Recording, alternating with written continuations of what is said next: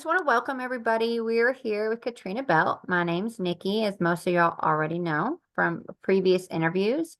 I am Paws in Prison's social media manager and also was one of its participants at one time. So thank you, Katrina, for agreeing to meet with me. How are you doing? I am doing good. How are you? I'm doing good. I'm doing good. You look beautiful. I'm so glad that we Thank finally you. got to mesh up. It's been hit or miss. Schedules and everything else in life gets in our way, but Exactly. I'm glad that you're here. So, Katrina, I want you to tell the people that are on our website and looking through our testimonials, what was life before prison for you? Honestly, it was chaos. It was pure, it was my own hell that I created. I was living in a world full of drugs and had no ambitions. Um, I was ready to die. I did not have any drive for life. I know that has to be a hard and a dark place. And some people that are watching your testimonial today, they can't relate, but there are a lot of people that can. And it may not have been a darkness that consumed them because of drugs, but everybody fights a battle. Um, everybody has a hard time, and we're glad that that darkness didn't consume you. I know, Amen. I know that it's a fight that some people don't win, and we're glad that you won it. Okay. All right. So now let's go on, and we're now obviously locked up. How long was your sentence? It was a 5-year sentence. Okay. And how long did you spend in county? In county, I spent 11 and a half months, so almost a year. All right. So almost a year now. So we're into a year into your sentence. And I don't know what your mind is like at this time. I've never met you that, then. Um, Right. so we're a year into your sentence and you're now headed to TDC. Is this your first time? Yes, ma'am. Right, first time in TDC. I'm sure you've heard all the horrible things that are fixing to happen to you, or could happen to you. And so, take me through it. Take me through what happens, a little bit of intake, a little bit of whatever, and how you end up at the Lockhart unit where the Paws in Prison is located. Okay, well, I guess I could start with my journey in county. Um, the courts wanted to, well, I begged them for something different. They were going to put me out on probation, and I pretty much just explained it to them that if they did that, then I couldn't do anything different, and I was going to go right back to where I came from. And so I asked for help. Well, the first county said that they would help me, but the second county refused. They wanted to send me to Safe P for a year, and then I would get out on 10 years still on probation. I didn't feel like that was going to help me. So I told my lawyer to tell him to send me to prison. And when I got out, I would find a rehab on my own because I needed help. So I make it to Plain State, and I feel like I'm just going to do all of my time there, because I'd seen so many people that had just been there for years. I was on a short sentence, so I'm feeling that's where I'm going to get stuck. I had no idea that my name was going to get called to pack it up, that I was going to catch train to go somewhere else. Well, when they called my name that morning, it surprised me. I had no idea about a dog program anywhere. And I'm on the bus or the van on my way to Lockhart, and the girl that I'm riding with tells me there's a dog program there.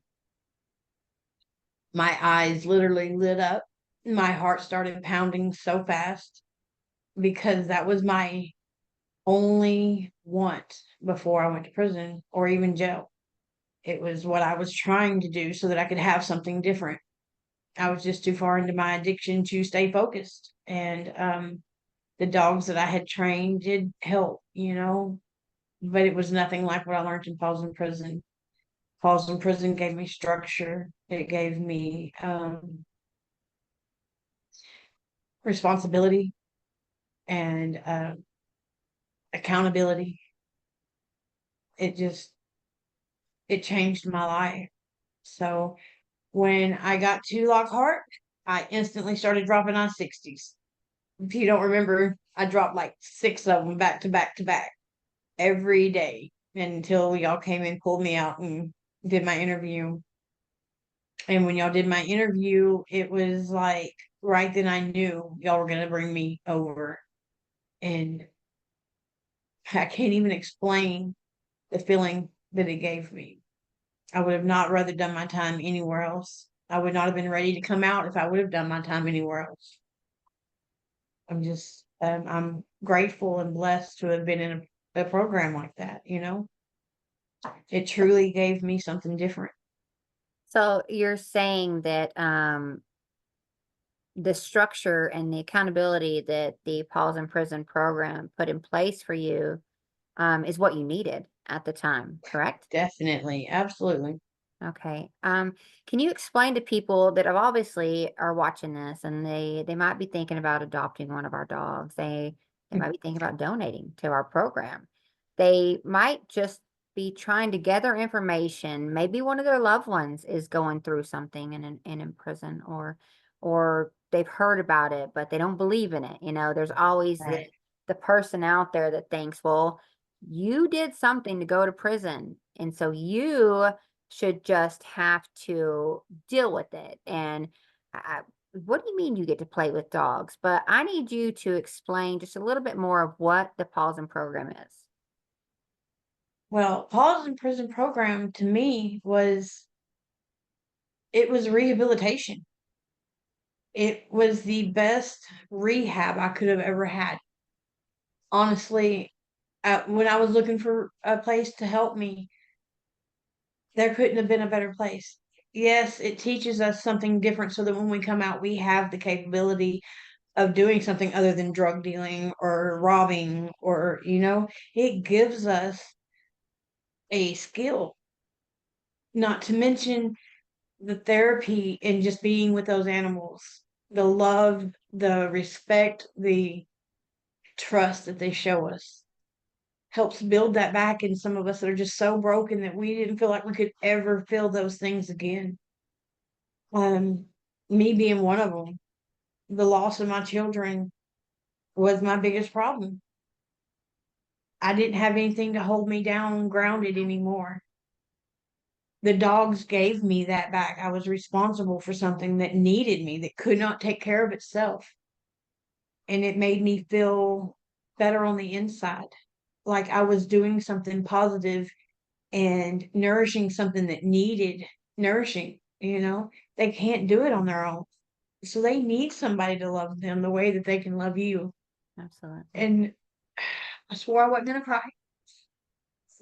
Them dogs, Grady Joe in particular, saved my life. Everybody thought she was such a problematic dog. That dog loved with all of her heart. Absolutely. And she was so smart. And whenever she'd catch on to something and it was something that you taught her, it gave you a sense of, I can't even explain it in words, to know that you was capable of giving that to her, but she gave it back to you so much more. I'm not the person I was. And if I wouldn't have had that program, I wouldn't have been ready to come to the program that I'm at now or Well, be in the position that I have now. so let's talk a little bit about that. So you spent how long in the Paws in Prison program? 2 years. All right. So 2 years you spent in the Paws in Prison program, training dogs, getting your feet under you, working through whatever you need to work through with the assistance of. And so now you make parole. So what happens with Katrina Bell? Oh, well, God tested me first. I was accepted to a transitional home, but parole had to put me out quicker than they could approve my address. So they sent me to Beaumont Treatment Center. It is everything that I could have and would have wanted if I wanted to go back to my old life. Right there, just handed to me. but I still chose that I wanted something different. So as soon as I get there, I'm on the phone calling the people at the transitional home, and as soon as parole approved it, I came here, and it's called Rock Bottom Ranch. It's a women's transitional discipleship home. It is a year commitment, and I am what 8 months into the program, and in them 8 months, I am now manager over their dog program. Oh, wow. And so we do boarding, and I'm able to go in home and train some dogs until we get a facility. And we just really are trying to get this program up and running. It is so wonderful, and they pour out into us. It. I have never been so blessed in my life as I am today. God really took my ashes and formed something so beautiful that I could have never even imagined or dreamed of. So, anybody that's watching this, he truly does make beauty from ashes, you know? Here I was, Mhm. what, 38 years old when I went to prison? Didn't know anything different, had been that way all my life. And now I am manager over a dog program. I am starting college. I am free from bondage. So let's talk about that for a second. Starting college. I mean, that's a big step. And I Yeah. know that the people out there that are watching these testimonials, they may have given $1, they may have given $5, and I want to tell them thank you. And there's a reason why I want to tell them thank you. And because of their generosity and their belief in this program, Paws and Prison Board is able to vote on people like you that deserve it and are able to assist in helping them go to college. So tell me how it felt when you got that phone call that Paws in Prison was accepting you for their scholarship. I literally was pulling up at a job to train two dogs, and we get that phone call, and I just broke down, like bawling, so humbled that the board would unanimously decide to help somebody like me, that I was worth saving. I can't describe the feeling that, or I would cry.